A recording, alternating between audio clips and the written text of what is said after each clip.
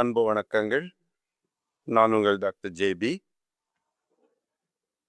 இன்று இந்த மந்திரங்களின் அடிப்படை குறித்த சில விஷயங்களை பார்க்கலாம்.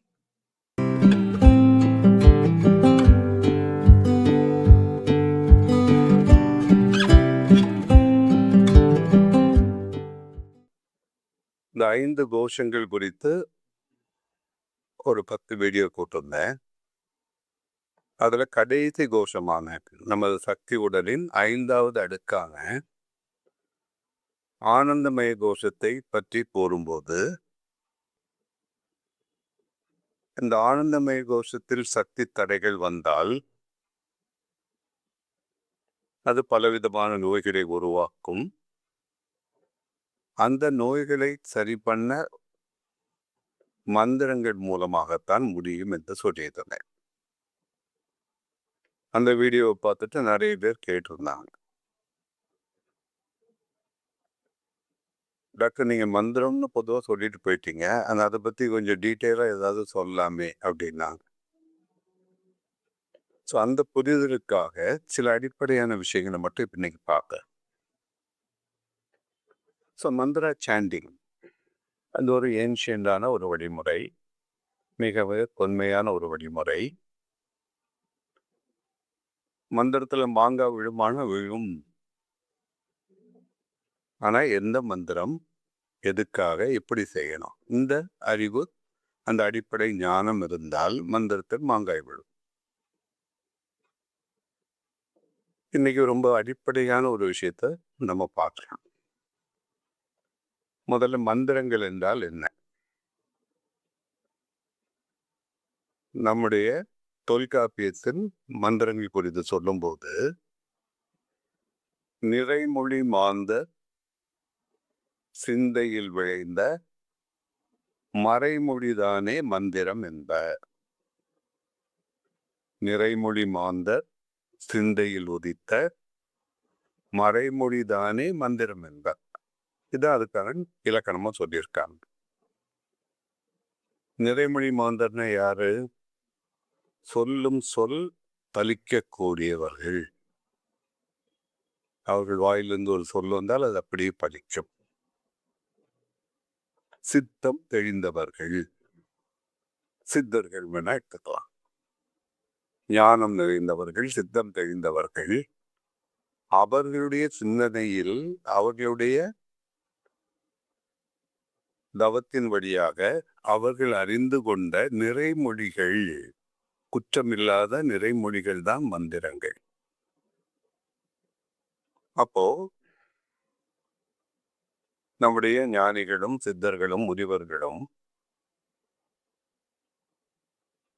பல மந்திரங்களை நமக்கு தந்துட்டு போயிருக்காங்க.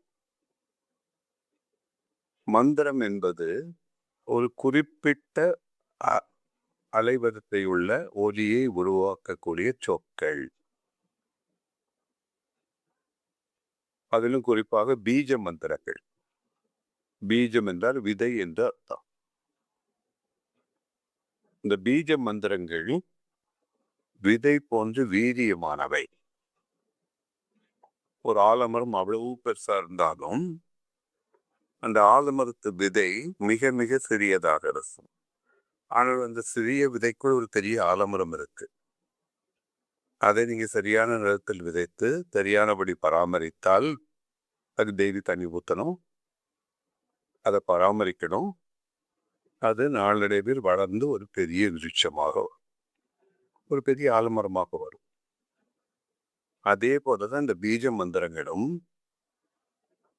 2 அல்லது 3 எழுத்துக்களாலான பீஜ மந்திரங்கள், ஒரு எழுத்து பீஜ மந்திரம் இருக்குது. இந்த பீஜ மந்திரங்கள் மிக மிக வீரியமானவை.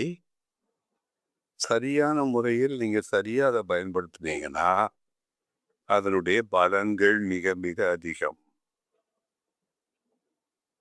அப்ப நம்ம அன்றாடம் பயன்படுத்தக்கூடிய மிக பிரபலமான ஒரு பீஜ மந்திரம் ஓம் என்னும் பீஜ மந்திரம். அதை பத்தி இன்னைக்கு கொஞ்சம் பார்க்கலாம். இதை ஓங்காரம் என்று சொல்லுவார்கள்.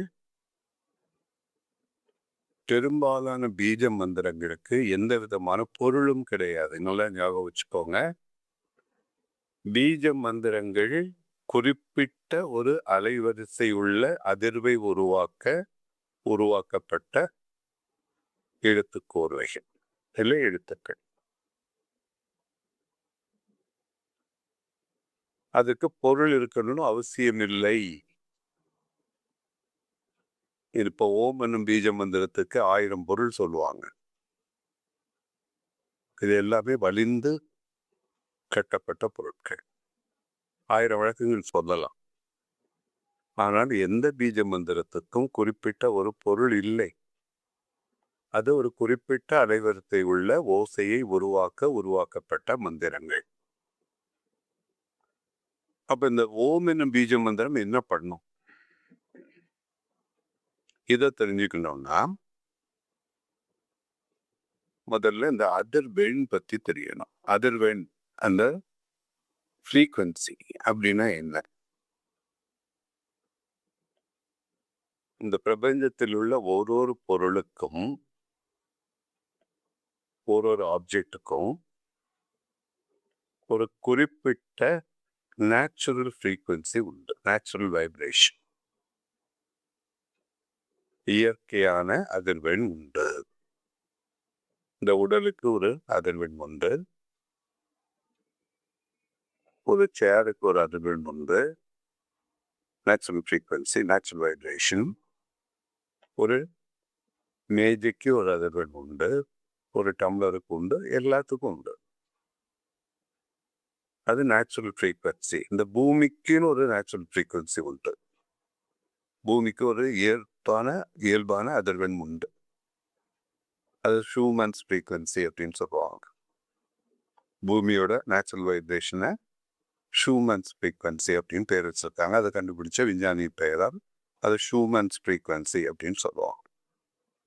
ஒரு பொருளுக்கும் ஒரு அதிர்வெண் உண்டு. நம்ம உடலுக்கு மட்டுமில்ல, உடலுக்குள்ள இருக்கிற ஒவ்வொரு உள்ளுறுப்புக்கும் ஒரு அதிர்வெண் உண்டு. அடுத்தது நீங்க பிசிக்ஸ்ல படிச்சிருப்பீங்க, சிம்பத்தட்டிக் வைப்ரேஷன். சிம்பத்தட்டிக் வைப்ரேஷன் என்ன? இவர் டியூனிங் ஃபோர்க் பார்த்துருப்பீங்க ஹைஸ்கூல்ல. பிசிக்ஸ்ல அதில் டியூனிங் ஃபோர்க்கை கப்புன்னு தட்டினீங்கன்னா அதுலேருந்து ஒரு அதிர்வு வரும் அப்படின்னு ஒரு ஓசை வரும். இந்த டியூனிங் ஃபோர்க் மேலே அதோட ஃப்ரீக்வன்சி நம்பர் போட்டுருப்பாங்க. 256, 264, 420, 318, 720 இந்த மாதிரி வேறு வேறு ஃப்ரீக்வன்சியில் வைப்ரேஷன்ஸில் அந்த டியூனிங் ஃபோர்க்ஸ் இருக்கும். இந்த 320 வைப்ரேஷன் உள்ள ஒரு நேச்சுரல் ஃப்ரீக்வன்சி உள்ள ஒரு டியூனிங் ஃபோர்க்கை நீங்கள் தட்டுனா அது பக்கத்தில் வச்சுக்கிட்டீங்கன்னா அதில் ஓசை வரும்.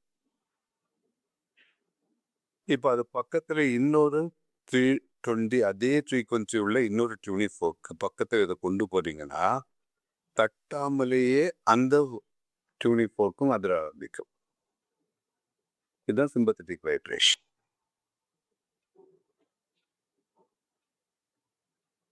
உங்களுக்கு வேண்டிய ஒருத்தர் ஆடும்போது உங்கள் கண்ணிலேயும் தண்ணீர் வருது, உங்களுக்கு அழுக வருது இல்லையா? இல்லை ஒரு 4 பேர் தெரிக்கும் போது உங்களுக்கும் சிரிப்பு வருது. அதே தான் நேச்சுரல் ஃப்ரீக்வன்சி, சிம்பத்தட்டிக் வைப்ரேஷன். ஒத்த அதிர்வெண் உள்ள 2 டியூனிங் ஃபோர்க் எடுத்து ஒன்று நீங்கள் தட்டிட்டு அது அதிர்வை கொண்டு வந்து இன்னொரு டியூனிங் ஃபோர்க் பக்கத்தில் கொண்டு போனீங்கன்னா அதுவும் அதிர துவங்கும். இது சிம்பத்தட்டிக் வைப்ரேஷன் அப்படின்னு சொல்லுவோம். அப்போ இந்த உடலுக்குன்னு ஒரு நேச்சுரல் ஃப்ரீக்வன்சி உண்டு. இந்த நேச்சுரல் ஃப்ரீக்வன்சி மாறிக்கிட்டே இருக்கும், எப்பவும் கான்ஸ்டண்டாக இருக்காது. ஏன் அப்படின்னா நீங்கள் சாப்பிட்ற சாப்பாடு, நீங்கள் செய்கிற வேலை, உங்கள் மண்டைக்குள்ள ஓடிட்டு இருக்கிற டென்ஷன், உங்களுடைய அன்றாட வேலைகள், தினசரி செயல்பாடுகள், இது எல்லாமே இந்த ஃப்ரீக்வன்சியை மாற்றும். நேச்சுரல் ஃப்ரீக்வன்சியை கொஞ்சம் கொஞ்சம் முன்ன பின்ன மாறும். இப்போ ஒரு வாத்திய கருவியை எடுத்துக்கிட்டா, ஒரு தோல் கருவியாக இருந்தால் ஒரு மத்தளமோ இல்லது ஒரு ட்ரம்ஸோ ஒரு மிருதங்கமோ டபேலாவோ எதுவாக இருந்தாலும் கச்சேரிக்கு முன்னாடி அந்த வித்வான் என்ன பண்ணுவார், அந்த வாரில் சில கட்டைகள் இருக்கும். அது ஒரு சின்ன சுத்தி வச்சு அடிச்சு அந்த சுருதி சேர்ப்பார்.